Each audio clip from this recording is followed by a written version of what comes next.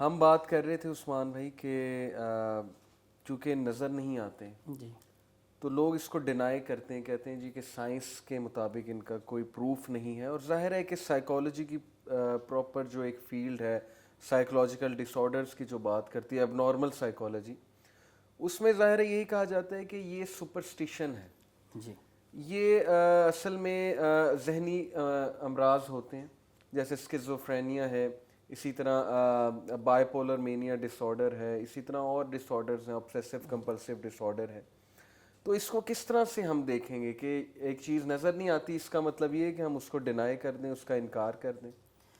دیکھیں محمد علی بھائی، اگر ہم اس چیز کی طرف آئیں کہ یہ چیز نظر نہیں آتی تو پھر تو اللہ رب العزت کی ذاتی طور پہ ہم نے تو نہیں دیکھا، ٹھیک، ہم نے فرشتوں کو بھی نہیں دیکھا، صحیح، ہم نے جنت کو بھی نہیں دیکھا، صحیح، ہم نے جہنم کو بھی نہیں دیکھا، بالکل ٹھیک، پھر ہمیں ان ساری چیزوں کا انکار کرنا پڑے گا۔ جو چیز نظر آئے گی وہ ہم مانیں گے، جو عقل تسلیم کرے گی وہ مان لیں گے۔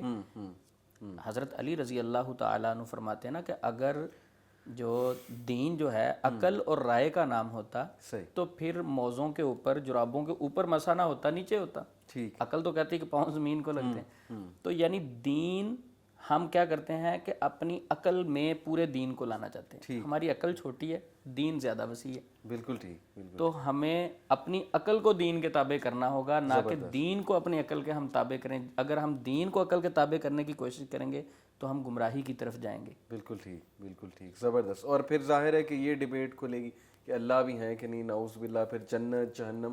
حالانکہ دیکھیں فزکس اب یہ کہہ رہی ہے، جو فزکس کے ماننے والے ہیں وہ یہ بات تسلیم کر رہے ہیں کہ 3 سے زیادہ ڈائمینشنز ہیں، 11 ڈائمینشن، 10 ڈائمینشن ہیں۔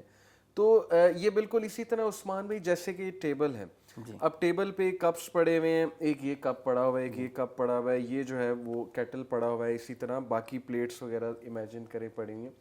اب ہم لوگ صرف اس کپ کے اندر ہیں، جی ہم وہ دوسرے کپ پہ نظر رکھے ہوئے نہیں ہیں، جبکہ جو اوپر سے دیکھ رہا ہے وہ ہر چیز کو دیکھ رہا ہے، جی وہ اس کپ کو بھی دیکھ رہا ہے، وہ اس کو بھی دیکھ رہا ہے۔ تو اللہ سبحانہ وتعالیٰ جب ہمیں بتا رہے ہیں اپنی تخلیق کے بارے میں، تو بالکل اسی طرح ہم امیجن کریں کہ اللہ تعالیٰ ہر ایک کو دیکھ رہے ہیں، بے شک، اوپر بے سے شک، دیکھ رہے بے ہیں۔ شک، ہماری نظر جو ہے وہ بس اس حد تک ہے، لمیٹڈ ہے کہ اس کپ کے اندر ہے، جی بے شک، ہم باؤنڈ ہیں اسپیس ٹائم اور میٹر کے ساتھ۔ اسی طرح تو یہ بات بڑی واضح ہو جاتی ہے کہ ظاہر ہے کہ جب اس طرح ہیں تو جنات بھی کسی اور ڈائمنشن میں ہو سکتے ہیں، یا چلو جنات بس غیب میں ہیں، اللہ کے نبی نے بتایا، اللہ سبحانہ تعالیٰ نے بتایا، ہمارا اس پر ایمان ہے۔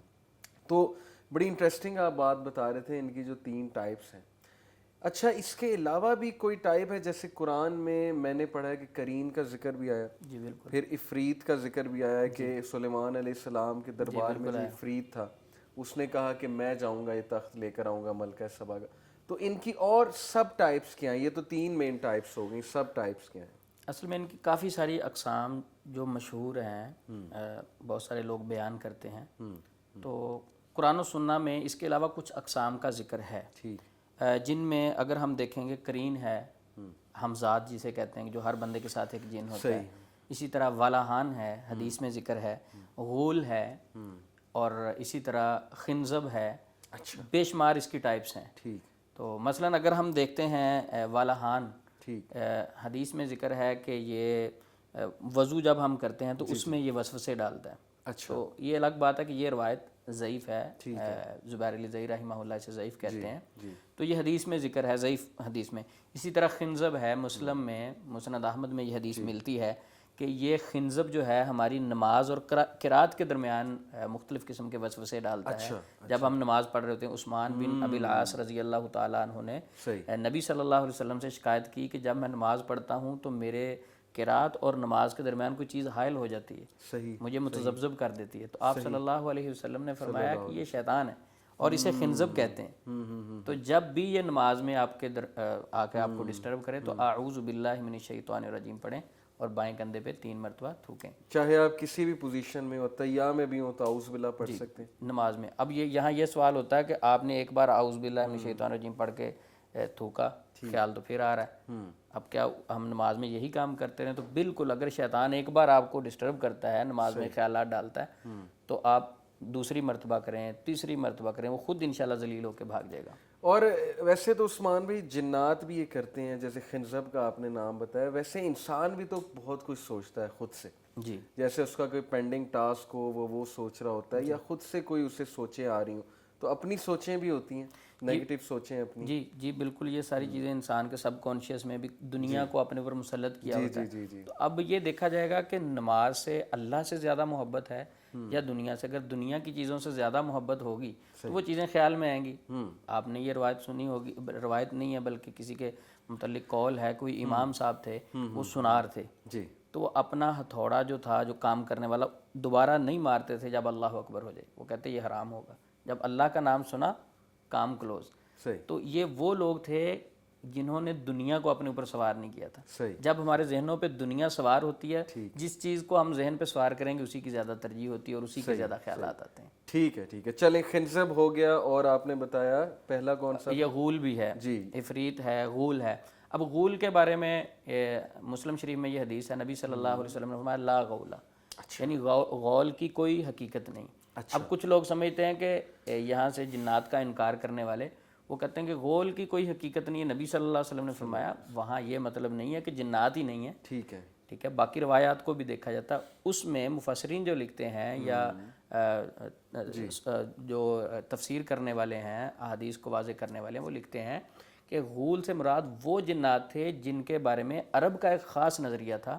اچھا. اہل عرب سمجھتے تھے کہ جب ہم سفر کر رہے ہوتے ہیں کہ رستے کے اندر ہمیں کچھ خاص قسم کی چڑیلیں نظر آتی ہیں, وہ اپنی رنگ کو چینج کرتی ہیں اور مسافر کو بھٹکا کر اسے دنیا سے ختم کر دیتی ہیں, قتل کر دیتی ہیں. اچھا. تو یہ ایک ان کا نظریہ تھا, خوف و ہراس تھا, لوگ ڈرتے ہوئے سفر میں جاتے نہیں تھے کہیں غول نہ آ جائے. تو آپ صلی اللہ علیہ وسلم نے اس برے عقیدے کی نفی کی کہ لا غولا. اور پھر وہ مدد بھی مانگتے ہوں گے اس سے, جن سے, شیطان سے, کہ ہمیں نہ مارو, پناہ مانگتے ہوں گے شاید کہیں پہ انٹر ہوتے, کیونکہ میں نے سورہ جن کی تفسیر میں ایسا کچھ پڑھا ہے کہ وہ کسی صحرا میں انٹر ہونے سے پہلے عربی جو تھے اس زمانے کے, وہ مدد مانگا کرتے تھے, اس کی پناہ میں آنا چاہتے تھے. تو میرے خیال اس عقیدے کا انکار ہے جی کہ یہ کفر و شرک کا عقیدہ. جی ٹھیک ہو گیا.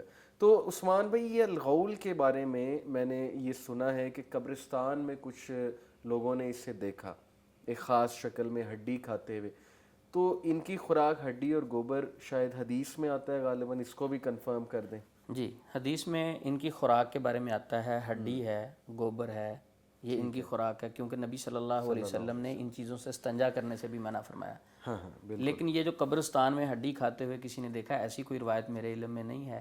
یا یہ کہانیاں مشہور ہیں, ظاہر حدیث میں تو نہیں ہے, لیکن یہ جیسے عریبین نائٹس ایک کہانی ہارون الرشید کے دور میں نا, عریبین نائٹس کے نام سے کچھ ناولز افسانہ نگاری ہوئی تھی, اس میں بڑی اس طرح کے قصے کہانیاں یا اس طرح کی ایک خاص شکل دکھائی گئی کہ یہ قبرستان میں پایا جاتا ہے اور یہ ہڈیاں کھاتا ہے. اس میں کیا یہ ایک خیالی تبصرہ ہے, خیالی پلاؤ کہہ لیں. اچھا. مختلف لوگ, وہی بات میں اکثر کہتا ہوتا ہوں کہ ہوائی چیزیں, ہوائی باتیں, تو ہوائی باتیں بہت زیادہ معاشرے میں پھیلی ہوئی ہیں. غیلان کا ذکر آتا ہے حدیث میں, لیکن وہ بھی ضعیف ہے. غیلان فبادر الاذان, جب آپ یہ جنات دیکھیں تو فوری اذان دیں. ہاں یہ ایک الگ روایت ہے کہ اذان دینے سے جنات بھاگتے ہیں, وہ صحیح روایت ہے, لیکن غیلان والی جو حدیث ہے اس کی صحت میں ہے. اچھا. تو باقی یہ ان کا نظر آنا, ہمارے اوپر ڈسٹرب کرنا, یا یہ غول ہے, یہ جنات قبرستان میں ہوتے ہیں, ہڈیاں کھاتے ہیں, خوف زدہ ہونا, یہ ساری ہم نے اپنے نظریے بنائے ہوئے ہیں. انا عند ظنی عبدی بھی, اللہ فرماتے ہیں کہ میں انسان کے گمان کے مطابق ہوں, جیسا سوچتا میں ویسے کرتا ہوں. اگر ہم ادھر بیٹھے فیل کریں کہ وہ غیلان اس وقت موجود ہیں تو ہمیں پراپر ان کی آہٹ محسوس ہوگی. ظاہر. تو اللہ کہتے ہیں کہ میں انسان کے گمان کے مطابق, پھر انسان ویسا فیل کرتا ہے. ٹھیک ہے ٹھیک ہے. اچھا, تو اس کے علاوہ آپ بتا رہے تھے عفریت کا بتا رہے تھے. جی عفریت کا بالکل قرآن پاک میں ذکر ہے. ملکہ بلقیس کا جو تخت منگوانا تھا حضرت سلیمان علیہ السلام نے, تو 1,500-2,000 کلومیٹر دور سے لے کے آنا تھا. صحیح. تو وہاں جب ذکر ہوا تو ایک عفریت جن نے کہا کہ میں مجلس برخاست ہونے سے پہلے وہ تخت لے آتا ہوں. ٹھیک ہے. تو اب وہ اپنی طاقت شو کر رہا تھا. صحیح. بلکہ اس میں ساتھ اس نے کہا میں امین بھی ہوں. وہ ایک مفسر نے لکھا کہ جب کسی بندے میں فالٹ ہونا تو پھر وہ اپنی صفائیاں دیتا ہے. قرآن پاک میں یہ آیا تھا, اس نے کہا میں امین بھی ہوں, میں لے آتا ہوں. تو سلیمان علیہ السلام کے جو وزیر تھے ان کا نام آصف برخیہ ہے, تفسیروں میں نام لکھا ہوا ہے. ٹھیک ہے. تو ادھر انہوں نے بیٹھے کہا کہ یہ مجلس برخاست ہونے کی بات کر رہے ہیں, یعنی میں اس تخت کو آنکھ جھپکنے سے پہلے لا سکتا ہوں. ٹھیک ہے. تو میرے علم کے مطابق یہاں مجھے جو محسوس ہوتا ہے کہ انسان کے پاس زیادہ طاقت ہے. صحیح. اچھا اب وہ کیسے لے کے آتے؟ ان کے پاس مفسرین لکھتے ہیں کہ اللہ رب العزت کے کچھ ناموں کا علم تھا. اچھا اسم اعظم. اسم اعظم کا ذکر تھا تو اسم اعظم کے ذریعے سے وہ لے کے آئے. ٹھیک ہے. ٹھیک ہے. تو اس میں لیکن ان چیزوں کو تفسیروں میں پڑھا ہے. قرآن میں تو شاید کتاب کا ذکر ہے کہ ان کو کسی کتاب اہل یعنی وہ کتاب کا علم تھا. جی. تو یہ مختلف تفسیروں میں لکھا ہوا ہے. جی. باقی ہمارا بلیو یہ ہے کہ انسان کے پاس زیادہ طاقت، اصل طاقت علم میں ہے. اچھا. مثلاً اگر طاقت کی بات کریں ہم، ٹھیک ہے. ٹھیک تو پانی کا گلاس ہے میرے پاس، ٹھیک ہے، اس کو میں پینے سے پہلے بسم اللہ الرحمن الرحیم پڑھتا ہوں. ٹھیک ہے. ساری کائنات کے جنات کی جتنی اقسام ہیں ساری جمع ہو جائیں، میں پانی پینے سے پہلے بسم اللہ پڑھوں تو بڑا ابلیس بھی اس پانی میں شامل نہیں ہو سکتا پینے میں. کیا بات ہے. کیا طاقت ہے جنات کی. پھر دیکھیں چھوٹے موٹے غول، عفریت، فلاں، ان کی کیا طاقت ہے. ہم یہ کہتے ہیں کہ پانی پیتے وقت ساری کائنات کے جنات چھوڑ کے ان کا جو بڑے سردار صاحب ہیں، ابلیس ہیں، وہ آ جائیں، وہ پانی میں شریک نہیں ہو سکتے. صرف بسم اللہ سے اتنی تو ان کی اوقات ہے. تو پھر کیوں اتنا ڈرتے ہیں ہم بھی؟ مطلب ہارر مووی کبھی دیکھیں تو اس کے بعد 3-4 دن انسان کو ڈر لگا رہتا ہے، کیونکہ ایک تو خوفناک شکلیں، وہ فطری بات ہے، خوفناک شکل دیکھ کے انسان ڈر جاتا ہے.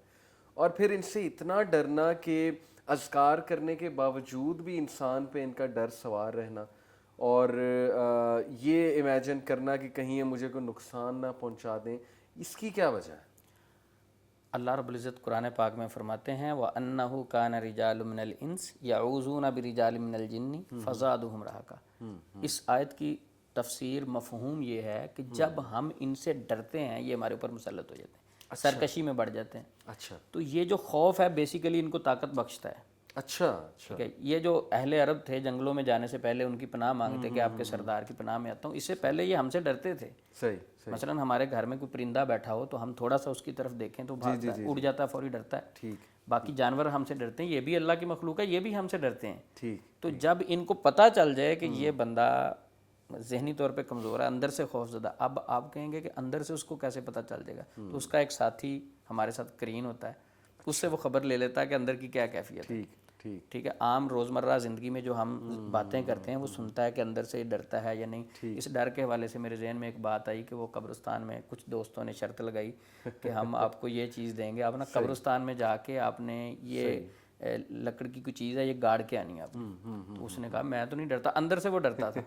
جب اس نے جا کے گاڑی، یہ کسی دوست نے واقعہ سنا ہے، جب اس نے گاڑی اس کی قمیض اس کے نیچے آ گئی کیونکہ اندر خوف تھا. اچھا جب گاڑنے کے بعد اٹھنے لگا تو قمیض اس کے نیچے آ گئی. اس نے سمجھا پتہ نہیں کوئی جین ہے نیچے یا مردے نے پکڑ کے مجھے کھینچ لیا. صحیح. تو اس خوف سے ہی اس کی ڈیتھ ہو گئی. تو یہ جو خوف ہوتا ہے اس کی وجہ سے بھی انسان کی ڈیتھ ہو سکتی ہے. جو اب کرونا کی حالت میں ہم کہتے ہیں نا پینک نہیں ہونا، تو ہم جنات سے پینک ہوتے ہیں. میرے ایک دوست تھے، میں اس کے گھر میں گیا تو وہ کہتا میں جنات شنات کو نہیں مانتا.